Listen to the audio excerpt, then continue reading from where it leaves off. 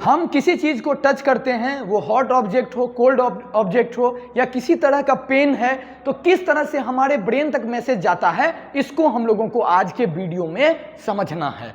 तो सबसे पहले जब हम किसी चीज़ को टच करते हैं, इसमें फिजिक्स इन्वॉल्व है। अब देखिएगा, जैसे किसी चीज़ को हम यहाँ पे जैसे पिन किए, ये पिन किए तो ऐसा नहीं होता कि पूरे हाथ में पिन होते हुए और यहाँ तक जाता है। पिन आप यहाँ किए और आपके ब्रेन को मैसेज जाता है कि यहाँ पे कुछ पेन हो रहा है। कैसे होता है इसको आप समझिएगा। तो सबसे पहले इसको समझने के लिए कॉन्सेप्ट को समझिए कि हमारे बॉडी में पूरे न्यूरॉन का जाल फैला हुआ, पूरे एक न्यूरॉन का नेटवर्क है। और अगर आप न्यूरॉन के बाहर देखिएगा, बाहर ये इस तरह का स्ट्रक्चर है न्यूरॉन के बाहर में Na+ आयंस बहुत ज्यादा अमाउंट में होता है।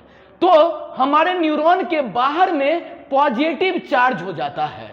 आप देखिएगा, न्यूरॉन के बाहर में पॉजिटिव चार्ज हो गया। आप याद रखिएगा, न्यूरॉन के बाहर हुआ पॉजिटिव चार्ज, और इनसाइड न्यूरॉन के K+ आयंस होता है और निगेटिव प्रोटीन होता है। निगेटिव प्रोटीन का अमाउंट ज्यादा होता है, जिसके वजह से ओवरऑल चार्ज निगेटिव हो जाता है न्यूरॉन के इनसाइड में।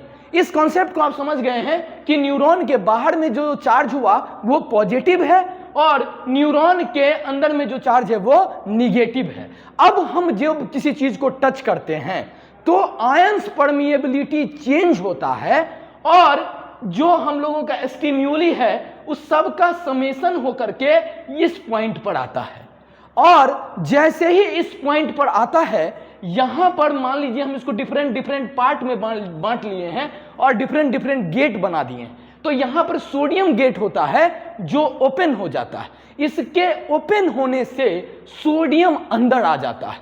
तो जैसे ही सोडियम अंदर आता है तो अंदर हो जाता है पॉजिटिव चार्ज, और हम अगर बाहर इसका देखेंगे तो यहां से सोडियम मूव कर गया है तो बाहर निगेटिव चार्ज हो जाता है। अब ध्यान से देखिए, यहां पॉजिटिव हुआ, यहां निगेटिव हुआ, तो इंटरनली करंट का कंडक्शन प्लस से माइनस की ओर हुआ और बाहर में प्लस से माइनस की ओर हुआ। ये एक क्लोज सर्किट बन गया और ये इलेक्ट्रिक इंपल्स को जनरेट किया।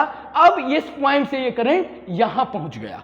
तो जो अब यहां पर हुआ है वो अब यहां पर होगा, उसके बाद फिर यहां पर भी वही होगा, और इस तरह से मैसेज पूरे न्यूरॉन में ट्रेवल करता है। तो आप सोचते होइएगा कि जब इलेक्ट्रिक करंट हम लोगों को लगता है तो हम लोगों के साथ क्या होता है। बचपन में आपका मिसकॉन्सेप्शन होता है, गांव के लोग बता देते हैं कि खून चूस लेता है, पावर हाउस में चला जाता है। ऐसा नहीं होता।